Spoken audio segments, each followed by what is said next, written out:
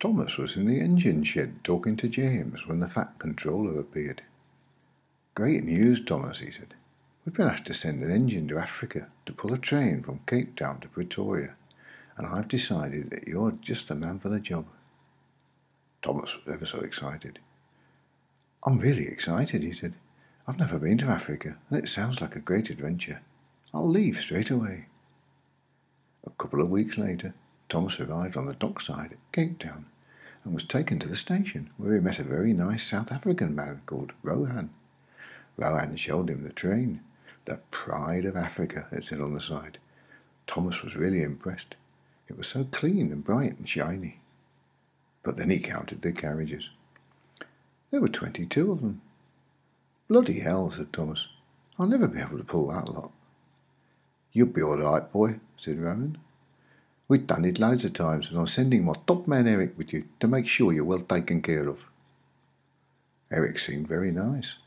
He patted Thomas on his boiler and said, "You'll be fine, Thomas. It's a nice flat run, piece of cake." Thomas relaxed a bit, but he wasn't really convinced. So Thomas was hitched up to the Pride.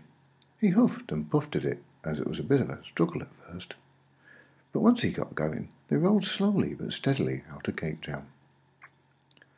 Thomas was sweating all the way, and by the time he got to Pretoria, he was more than a bit knackered. "Bugger me," he said, as they pulled into the station. "I'm glad that's over." "Well done, Thomas," said Eric. "You've done really well. In fact, you've done so well that we want you to take the train all the way to Tanzania." Thomas was taken aback, to say the least, especially when he saw the sign on the platform that read Dar es Salaam, 2,551 miles. "You're having a laugh," he said. "I'll never manage that." "Nah," said Eric. "I've seen you in action, boy. You'll be fine." And so Thomas chugged off across South Africa. Despite all the effort, he was quite enjoying himself. The scenery was very nice, and there were animals and lots of things to look at along the way. After a few days, he had a well-earned rest while the passengers got off to look at animals. Then it was off again into Botswana. The track wasn't quite as good here as it was in Sodal, but it made a change.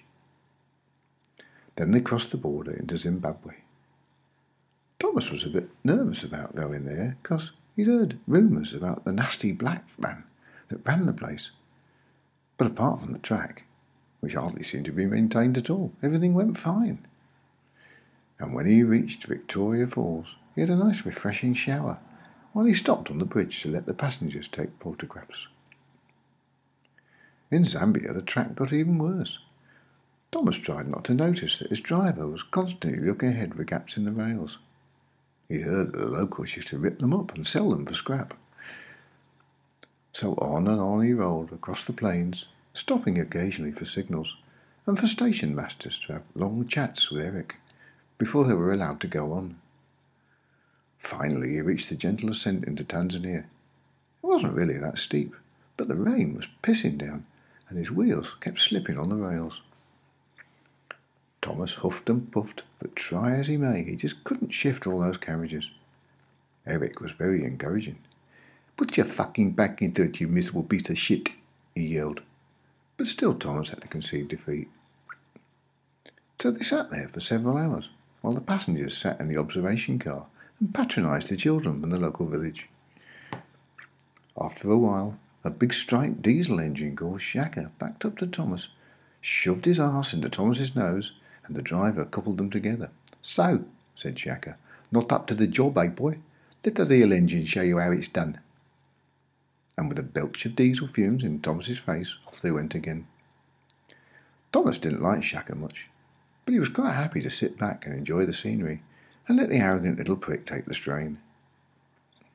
Eventually they pulled into Dar es Salaam, 10 minutes ahead of schedule. Not bad after 15 days, thought Thomas, and he was secretly quite pleased with himself. Eric, the controller, patted him affectionately. "Not bad for the little old steam engine," he said. "Now fuck off back to Sodor."